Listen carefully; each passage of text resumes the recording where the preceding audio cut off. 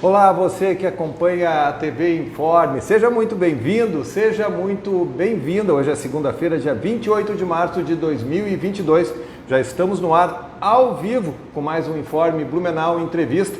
Nosso espaço para dar visibilidade ao que é notícia em Santa Catarina, em especial na área política. Você lembra, já sabe, esse é um ano eleitoral, então quanto mais e mais informação você tiver sobre esse momento que estamos vivendo agora, melhor vai ser o seu discernimento lá em outubro para escolher. E a nossa conversa hoje é com um dos personagens importantes da política em Santa Catarina, você já está vendo, o ex-prefeito de Blumenau, João Paulo Klein, que também é ex-deputado estadual, ex-deputado federal, ex-secretário de saúde, um currículo vasto. Prefeito, obrigado por nos receber aqui, por vir nos visitar aqui no Informe Blumenau Entrevista. Obrigado, Alexandre. Obrigado a que está nos acompanhando hoje aqui para conversar um pouco sobre Santa Catarina, mas especialmente sobre a nossa Blumenau. Maravilha. Eu já quero saber da experiência na Inglaterra, mas antes, só vou fazer... O senhor é pré-candidato a deputado estadual? Pré-candidato a deputado estadual. Maravilha, então já a gente vai aprofundar esse assunto. Lembrando, você que está nos acompanhando, curta, compartilhe para que mais e mais pessoas conheçam as ideias, o que o ex-prefeito de Blumenau está pensando, quais são as experiências que ele está vivendo, para que você, como eu estou falando, você tenha o discernimento para tomar a melhor decisão. Prefeito, vamos lá. O senhor está aí numa ponte aérea meio longa, né? Como é que está a sua rotina? O senhor está fazendo mestrado na Inglaterra? Explica um pouquinho como é que está a sua vida atualmente. Então, hoje eu estou concluindo meu mestrado na Universidade de Oxford, né, na Blavatsky School of Government. Isso foi viabilizado em 2021 através de uma bolsa da Fundação Lehman. A Fundação Lehman hoje é uma das maiores entidades do Brasil, que está discutindo o Brasil, está discutindo formação de lideranças, para discutir o setor público no Brasil, não apenas para ser candidato, mas para discutir o setor público no Brasil, com alguns focos específicos, né, especialmente na melhoria, na modelização da gestão das discussões do Brasil. Então, a universidade é um centro de estudos de governo dentro da Universidade de Oxford, que é a segunda universidade mais antiga do mundo, o principal centro de pesquisa hoje do mundo. Então, oportunidade extraordinária, né, do ponto de vista de você discutir, acompanhar,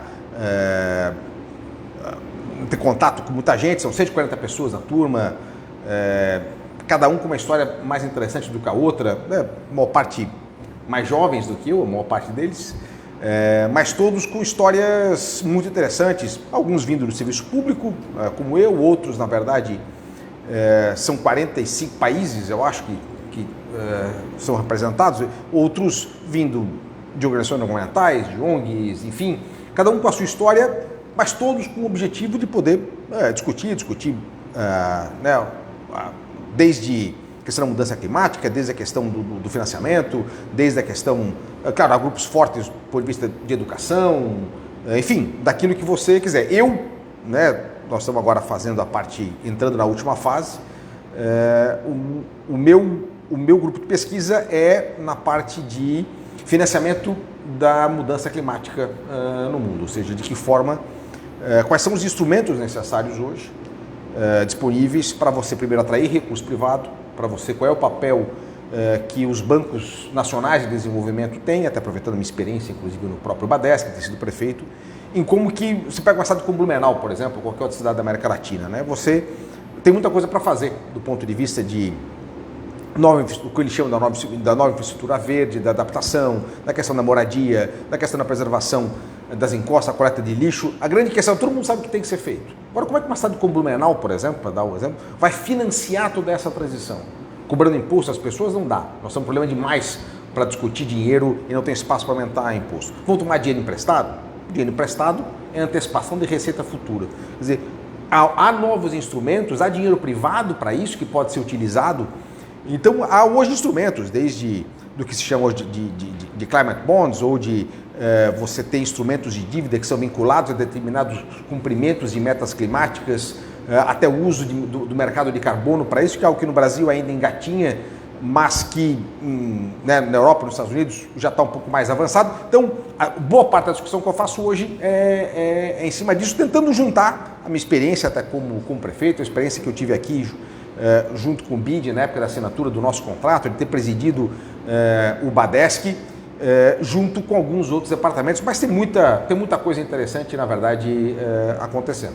Eu quero saber qual é a visão que se tem de fora do momento atual, mas antes uma curiosidade, como é que está a questão da Covid com relação a cuidados, a apreensão? A gente percebe agora na China um novo movimento de lockdown, assim, como é que está a Europa nesse momento? Assim, quando eu cheguei em outubro, as aulas todas eram feitas com uso obrigatório de máscara, você precisava, havia, né, um estímulo muito grande, a questão da vacinação, e até eu discutia isso na campanha de 2020, você vai lembrar o programa de testagem e rastreamento. Uhum. Então, a universidade entrega a cada aluno um kit com 7 testes, toda semana, e pede que você faça um teste por dia para ir para a aula.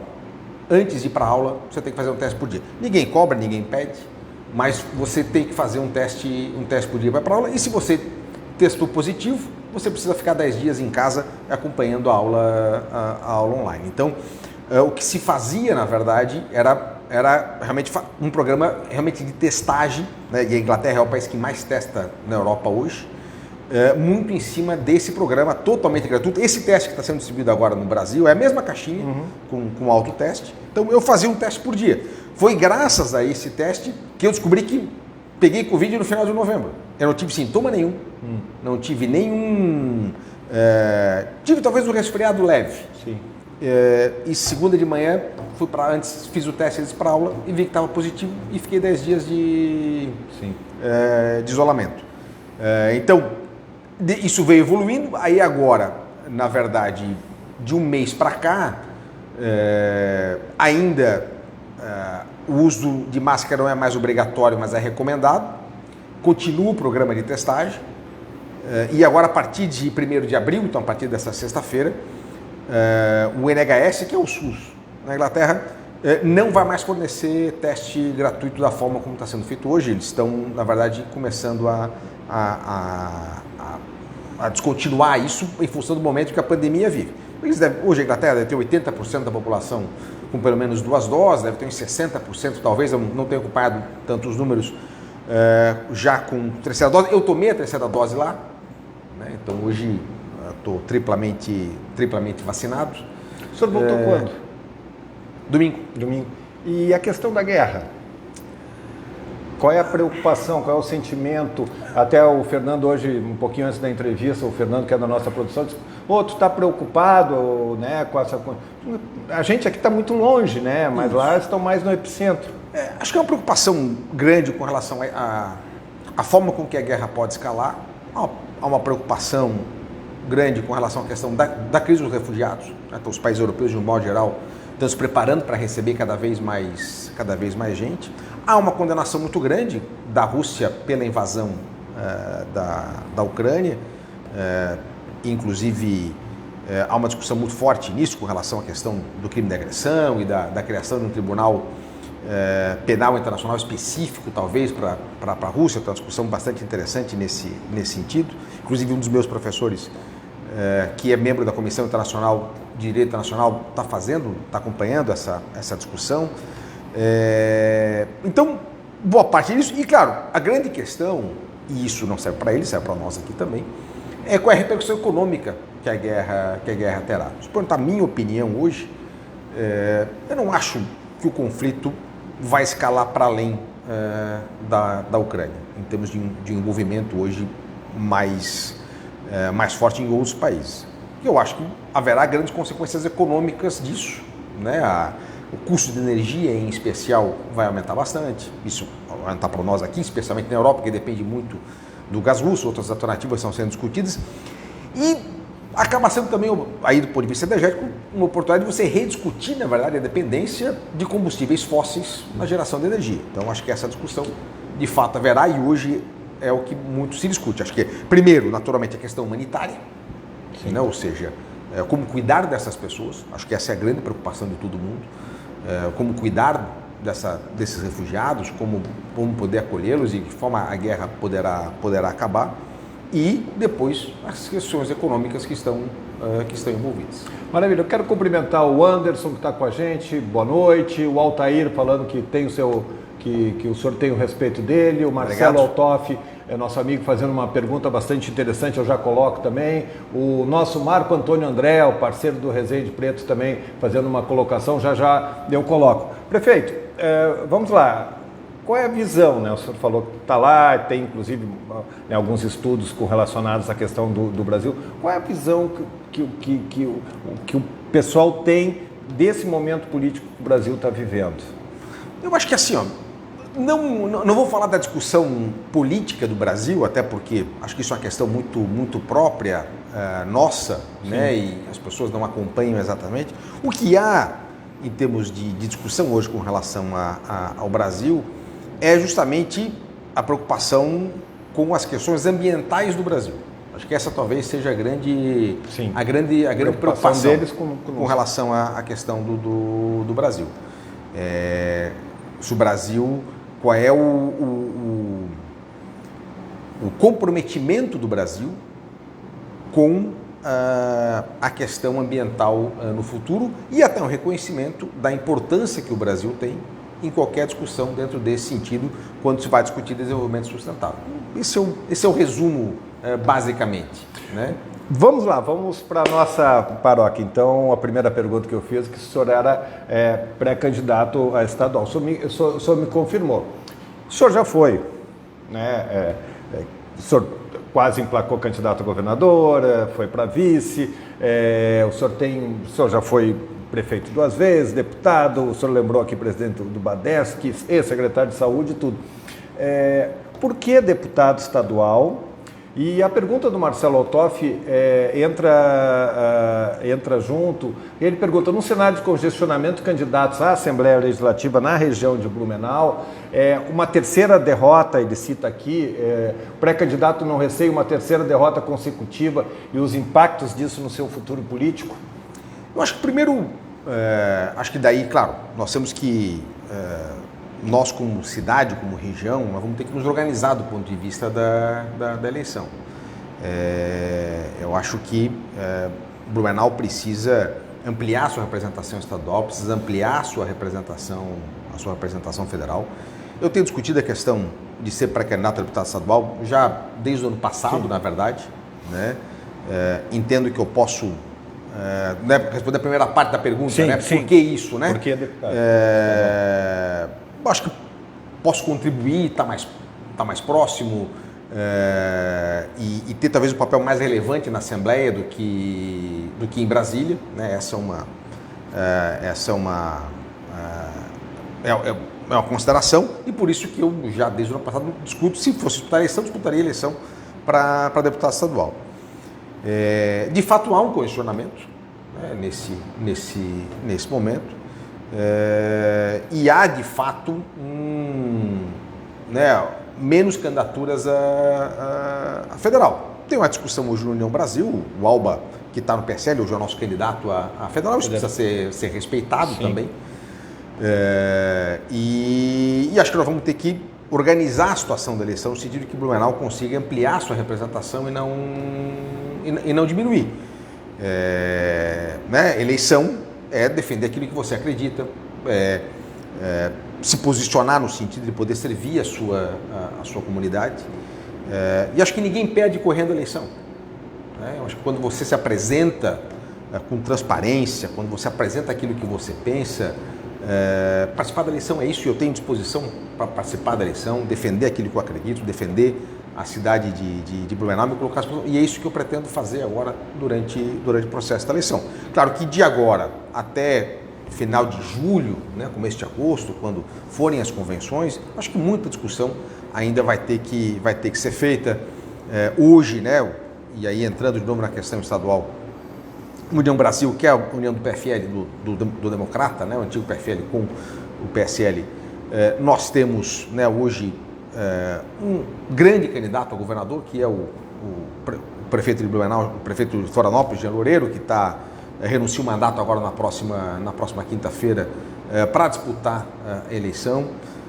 Acho que traz com ele, né, toda uma o sucesso da sua gestão, não só do ponto de vista da realização em si, mas acima de tudo da inovação, né, do fazer diferente, do pensar diferente, da ousadia, que é o que eu acho que precisa, que é aquilo que Santa Catarina precisa, por isso que eu acredito realmente no projeto do Jean. E agora, com essa fase aí de discussão, de aparar as candidaturas, enfim, mas vamos ver o que virá.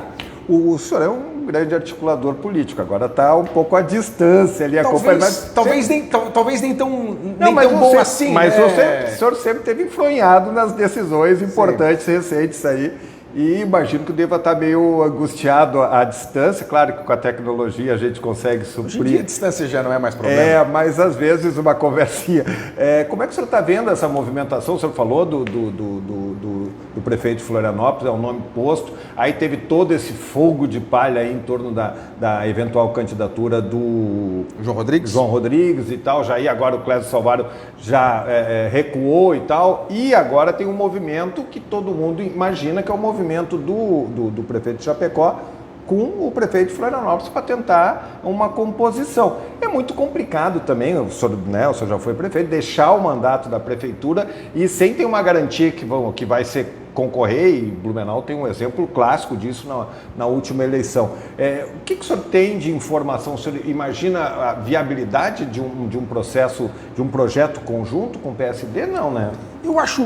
Eu acredito que o principal parceiro do União Brasil na seleção será o PSD. Eu me expressei com o PSD do João Rodrigues, né? Eu acho que é possível. Eu acho que, claro, o João tem uma decisão difícil, que é a decisão da renúncia, especialmente para quem está no início do seu mandato. Garantia, Alexandre, não existe, nunca existiu. Meu pai, em 1988, em 90, quando renunciou, também não havia garantia, né? Vivia um bom momento e fez muito bem para a cidade naquele momento, teve sucesso, foi muito bom para a cidade naquele momento, porque ele pôde, como governador, fazer muito pela cidade naquele momento. Garantia nunca haverá, né? Claro que há sempre um certo risco. Com essa regra, eu particularmente defendo que a regra foi mudando e algumas coisas ficaram estranhas hoje, né? Quer dizer, quando não tinha reeleição, todo mundo tinha que renunciar para ser candidato, fazia sentido você ter essa regra de você ter que renunciar 6 meses antes.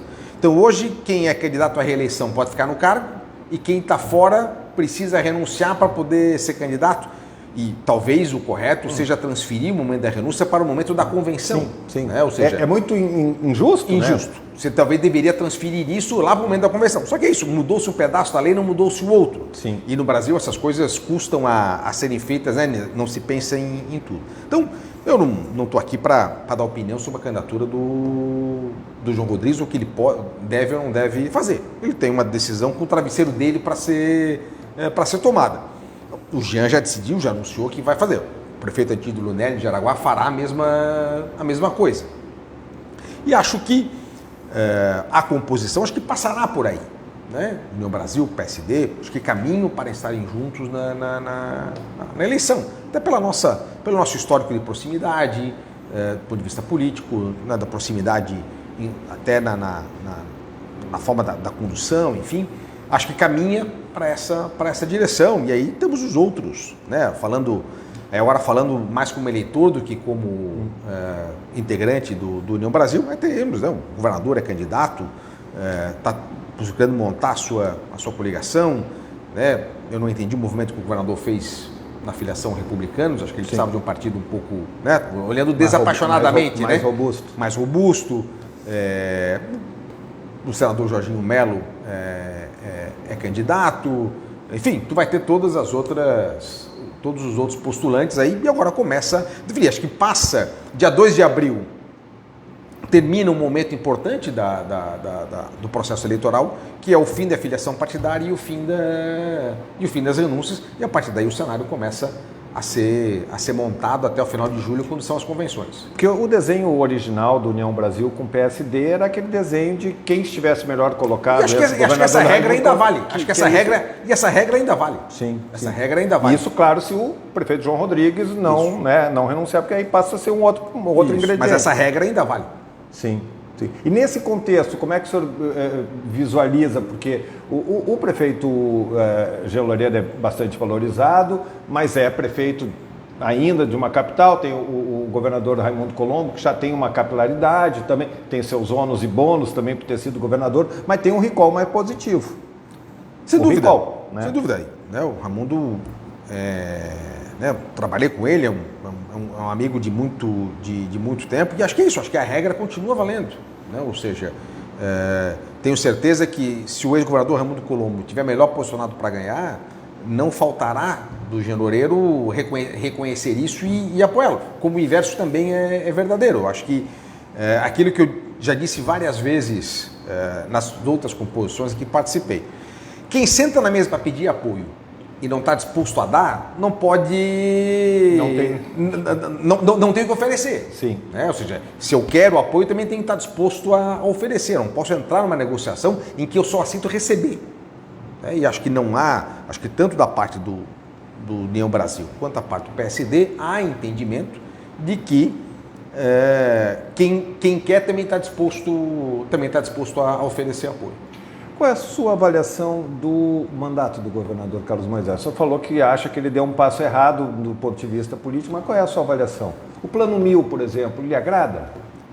Eu acho o Plano 1000, primeiro, algo inusitado, né, do ponto de vista em que eu estou fazendo obra à prestação. Né? Quer dizer, primeiro que eu acho que do ponto de vista da lei de responsabilidade fiscal isso não pode ser feito.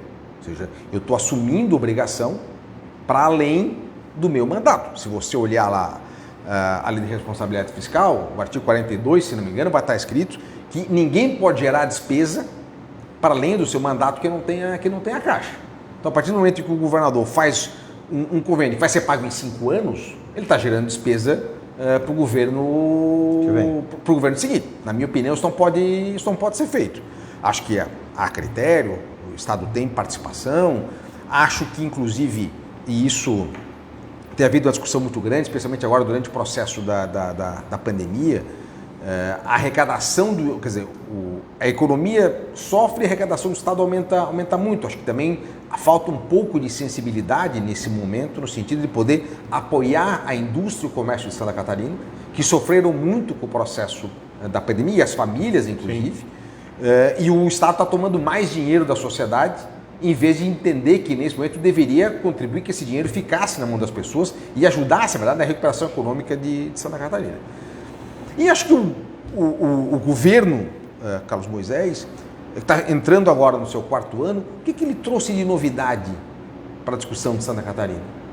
Qual foi o projeto novo? Qual foi a ação que aconteceu aqui em Blumenau, por exemplo? De novo, eu desconheço. Né? Ou seja, eu acho que o governo não reconheceu na cidade o potencial, o resultado eleitoral que a cidade lhe deu há 4 anos atrás. Então, acho nesse aspecto, acho que faltou inovação, acho que faltou ousadia, acho que faltou... Qual é a visão de desenvolvimento para Santa Catarina que o governo tem? Nunca ninguém soube. Né? Vamos lá, vamos falar só dos últimos, né? Sendo contra ou a favor, né? O Luiz Henrique tinha uma visão muito clara da questão da descentralização. Você podia ser contra ou a favor, mas havia um modelo. Havia um posicionamento com relação a isso. Né? O Raimundo fez toda a questão do apoio, por exemplo, no caso da saúde, a questão do apoio aos hospitais filantrópicos, havia toda a discussão com relação à própria municipalização de alguns serviços, enfim, foi uma série de ações que foram, e o entendimento muito grande, que acho que essa talvez seja uma das grandes ações que o governador Raimundo Colombo teve aqui na cidade, muitas vezes não se reconhece, que é dentro daquilo que eu estava falando da questão tributária, de reconhecer o papel do governo no apoio a determinadas indústrias. A indústria têxtil, que sofria muito, tanto na questão das empresas que estavam vindo para o Paraguai, quanto do custo dos produtos chineses, e o Estado criou uma reorganização tributária que devolveu competitividade à indústria têxtil de Santa Catarina.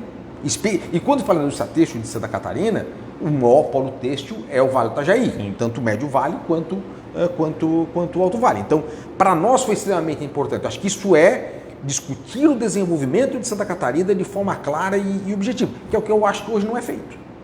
Né? Então, além, é claro, que da carência de obras e ações de um modo geral. Quem está concordando aí com o senhor é a Carla Oliveira, bem colocado, um governo que não inova, a Elisa também acha a mesma coisa, o Rubens está com a gente, o Osmar Matiola, bastante gente nos acompanhando. Prefeito, qual é a sua... 2018, o senhor foi uma das vítimas da onda 17, né? Ou seja, foi um tsunami, não foi uma onda.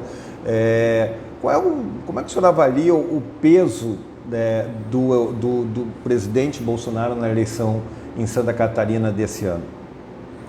Eu acho que será bem menor do que foi em 2018. Agora, não há dúvida, as pesquisas demonstram isso aí com clareza. Acho que ainda o presidente Bolsonaro terá em Santa Catarina talvez o seu melhor desempenho no Brasil. Acho que isso ainda haverá. O que eu acho que vai ser diferente da outra eleição é a vinculação que houve naquela eleição. Eu acho que o governador Carlos Moisés é o grande exemplo exemplo disso, é o exemplo nacional disso. Houve uma vinculação muito forte, né? Que redundou no Brasil inteiro, né? Numa expressiva bancada federal, numa expressiva bancada estadual, no país inteiro, e nas eleições os candidatos ao governador que estavam vinculados ao Bolsonaro. Acho que essa vinculação automática ela não haverá, porque não há mais o mesmo sentimento de onda que houve naquela eleição. Agora, naturalmente, o Bolsonaro, na minha opinião, ainda terá em Santa Catarina talvez o seu melhor desempenho no Brasil. E o peso do eleitorado do presidente Lula aqui em Santa Catarina? Eu acho que o presidente, acho que o Lula não fará uma eleição, acho que não ficará na frente, acho que vai perder. Agora, da mesma forma que não acho que nenhum dos dois terá vinculação automática. Acho que o voto para governador ele vai ser talvez muito mais disperso de um jeito e de outro. Né? Então, acho que isso, acho que não haverá essa vinculação automática nem de um lado nem de outro. A eleição nacional fica com os dois, né? O senhor tem alguma expectativa de surgir uma terceira via? A gente vê, não anda, agora a gente vê o movimento do governador gaúcho, Eduardo Leite, que a gente não entende muito. Né? De novo, falando como eleitor, como observador, não como alguém que talvez participe que pode participar da eleição. Eu acho que no ano passado, e isso, de novo, o que eu estou dizendo aqui não é nenhuma novidade para ninguém, mas as pesquisas demonstram isso. Né? Acho que acho que o grande equívoco do governo Bolsonaro foi a condução da pandemia. E não pela condução em si, mas eu acho, de novo, todas as avaliações internas que a gente fazia demonstravam o que a população cobrava do presidente Bolsonaro não era das ações especificamente, mas na falta de empatia. Acho que o que faltou ao presidente no momento da pandemia foi empatia com a sociedade, né? De ser mais simpático ao sofrimento, estar mais ao lado no sofrimento das pessoas. Acho que é isso que faltou, né? Faltou sensibilidade. Acho que esse é o grande resumo do que aconteceu. Talvez muita gente tenha se decepcionado e tenha procurado uma alternativa. Né? Moro poderia ser, outros e tal. E o que a gente observa hoje é que, talvez sem ter encontrado alguém que lhes encantasse, muitos desses hoje começam a retornar, a declarar voto para o presidente. E isso aqui, as pesquisas demonstram que há um retorno, na verdade, nesse sentido. Acho que o ex-ministro Moro ensaiou uma recuperação, acho que hoje ele acabou estagnando. Eu, particularmente, até entendia que o governador do Rio Grande do Sul poderia ser talvez a grande novidade dessa eleição. Né? Sujeito jovem, uma grande capacidade de comunicação, faz um governo realmente muito bom no Rio Grande do Sul, enfim. Mas para isso, na minha opinião, ele teria que ter ganho talvez as prévias do PSDB. Né? Eu acho que ele hoje acabou renunciando, mas vai ficar no PSDB, vai aguardar o que vai acontecer, mas acho que isso perde potencial de crescimento. E acho que no cenário atual não consigo vislumbrar, naturalmente, de novo, estou falando aqui como observador, que alguém consiga quebrar essa polarização. O que é uma pena, eu digo assim, independente porque eu acho que nessa eleição nós deveríamos discutir muito mais, e eu espero que tanto Bolsonaro quanto Lula, se a eleição ficar entre os dois, como parece que ficará, mas que a discussão não seja tão polarizada quanto ela tem sido, e que a gente consiga discutir o Brasil e o seu futuro. Acho que é para isso que serve a eleição. E acho que nós não podemos perder essa oportunidade nesse sentido. Então, ainda que a eleição seja entre os dois, mas que seja uma discussão sobre quais são as oportunidades que o Brasil tem com relação ao futuro e como nós vamos vencer os 10 anos de estagnação econômica que o Brasil teve. Sim. Como nós vamos vencer a inflação que está voltando. Como nós vamos reincluir as pessoas que foram para a linha da pobreza ao longo dos últimos anos, por uma série de motivos, né? Coisas que o governo talvez tenha feito que não deveria ter feito e coisas que são talvez alheias, né? A inflação não pode ser, a inflação não é culpa exclusivamente do governo, ela tem um pouco da pandemia, ela tem um pouco hoje da guerra, ela tem um pouco da desvalorização do real. Há coisas que o governo talvez poderia ter feito melhor, outras coisas que não lhe cabia. A inflação aumentou no Brasil, a inflação aumentou no mundo todo. Sim. Mas a grande questão é como nós reincluiremos em nossas pessoas, como que nós criaremos mecanismos para que justamente aqueles que mais sofrem possam suportar melhor o que está acontecendo. Então, essa é a discussão. E se tivesse mais gente, né, se a eleição fosse menos polarizada, talvez tivesse mais oportunidades para fazer essa discussão. Então, o que eu espero realmente aí, de novo, como eleitor, é que essa oportunidade de fato tem. Já estamos nos encaminhando para o encerramento. Como é que está a sua relação com o prefeito Mário Hildebrand? E eu faço essa pergunta porque, como o senhor é pré-candidato a deputado estadual e uma sinalização, uma sinalização de apoio do prefeito sempre é positiva. É óbvio que o prefeito tem já o seu candidato colocado, que é o secretário de comunicação, tem outros vereadores que vão sair, mas é sempre importante porque a gente mira assim, poxa vida, é uma visão meio restrita do trabalho do deputado, mas a gente pensa, ajudar a cidade com emenda, com essas coisas, né? A gente sabe que o trabalho é muito maior, mas ter essa sinergia é importante. Vocês sempre estiveram no mesmo lado, mas na última eleição disputaram o segundo turno. Acho que o prefeito também tem o seu candidato e, naturalmente, imagino eu que ele queira, como prefeito, aquilo que eu queria quando estava na prefeitura, que era que a cidade elegesse a maior quantidade e teve mais. Porque não é só questão da emenda, a emenda é uma parcela pequena do trabalho. Eu acho que é a defesa do interesse geral da cidade, né? Sim. Desde a discussão, por exemplo, tributária, no caso da indústria têxtil, até você fazer a discussão das grandes obras estaduais, de você defender realmente a sociedade e as prioridades da cidade junto ao governo, onde as emendas são uma pequena parcela, uma parcela componente dessa discussão. Então, eu acredito que aquilo que o prefeito deseja é aquilo que todo prefeito quer, que a sua cidade tenha, se organize, e acho que ele tem um papel importante, inclusive, nisso, né? No sentido de tentar organizar ou influenciar na eleição, porque a cidade consiga se organizar da melhor maneira possível para ter o melhor resultado possível na eleição e consiga aumentar a sua representação, né? Hoje, infelizmente, Blumenau não tem um representante da Câmara Federal, por exemplo. Sempre tivemos de 2 a 3, hoje não temos nenhum. Isso nos faz uma falta muito grande. Sim, sem né? dúvida. Espero que tenhamos, que a gente consiga recuperar a representação federal, que a gente amplie a representação estadual e, naturalmente, tenho certeza que o prefeito Mário, como qualquer outro prefeito, é isso que ele deseja, porque ele vai ter mais porta para bater. Claro.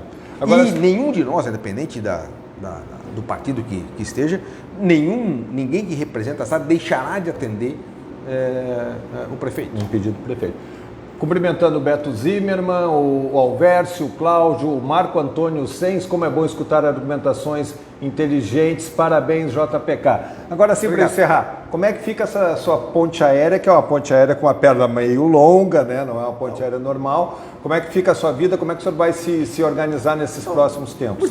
O meu estado de duração de um ano, ele está terminando agora, né? E aí eu retorno para cá para poder participar mais ativamente aí do processo eleitoral como um todo. Maravilha. João Paulo Klein, pré-candidato a deputado estadual, obrigado pela deferência com o informe. Eu sei que o senhor chegou de viagem, está com uma agenda tem que recuperar alguns tempos perdidos, muitas conversas. Obrigado pela deferência com a gente. Obrigado, Alexandre. Obrigado. Boa noite para todos. E a você que nos acompanhou até agora, também o nosso muito obrigado. Na próxima segunda-feira, já agendamos a entrevista, vai ser com o pré-candidato do Partido Novo ao governo do estado, Odair Tramontinho, o promotor aqui de Blumenau, que teve o nome confirmado no último sábado, e vai estar com a gente na próxima segunda-feira também ao vivo. Obrigado pelo carinho da audiência, tenham todos uma ótima semana. Até a próxima.